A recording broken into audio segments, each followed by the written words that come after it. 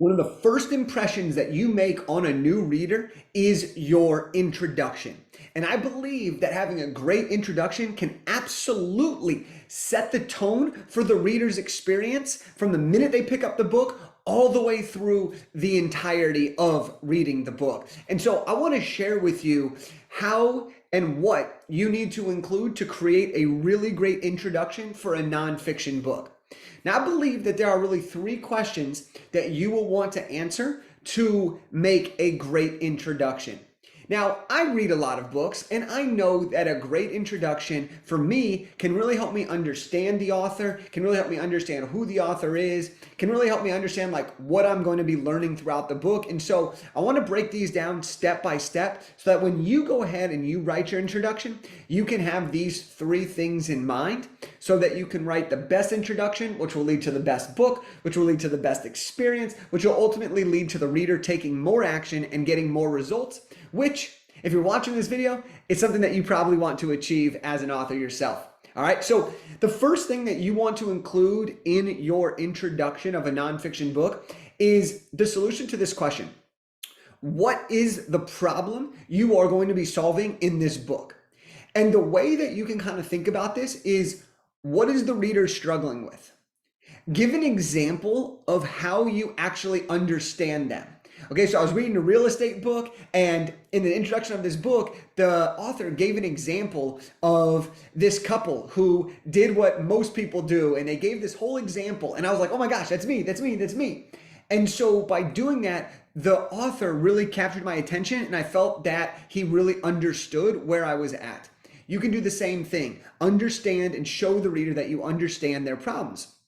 Another way to think about this is, what are some of the common feelings or beliefs someone might have who picked up your book? So what are they struggling with? What are they feeling? What have they experienced? And if you can speak to that, you'll immediately make them feel that they're reading this book for themselves, that you wrote it for them.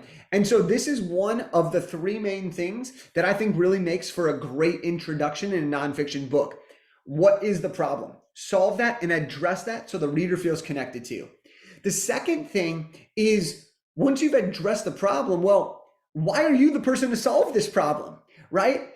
Why should somebody listen to you, essentially, okay? And so when you're starting to answer this, start to think about, what is your story? What are your credentials? What have you done that make you credible to share this?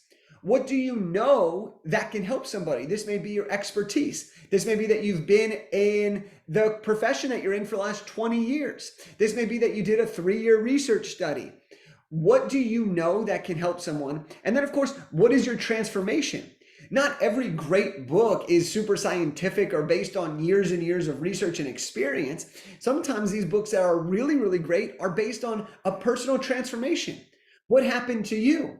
One of our clients, he wrote a book. He was a VP and an investment banker, and he went on a spiritual adventure, and that was his book. And so for him, it was telling him the transformation, who he was, where he got to, and those were the credentials that allowed people to say, wow, I really want to learn more about this book.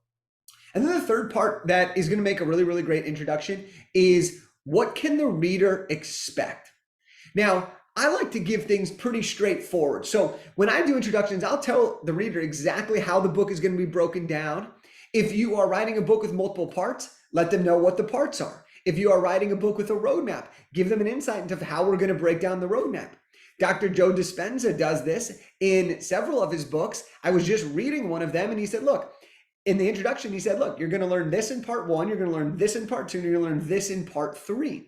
And what that does is it sets the tone for that reader as they're going through it. So the three things that I believe make for an incredible introduction to a nonfiction book is, number 1, what is the problem? Number 2, why are you the person to solve the problem? And number 3, what can the reader to expect?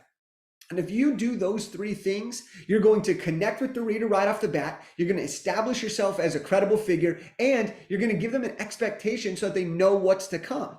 And here's the craziest thing, okay? Here's the craziest thing. When you tell people these things, you're giving them a choice at that moment in time to continue or not to continue. And that's a beautiful thing to give that reader that choice, because now the reader's not going to waste any more time if it's not for them. Or they're going to double down because they're like, oh yes, I'm excited. This is the book for me. So whatever direction the reader chooses, it's your job to provide the reader with an incredible introduction and answer the questions. What is the problem that you're solving? Why are you the person to solve that problem? And what can the reader expect? And if you do that, you're going to have an incredible introduction to writing a nonfiction book.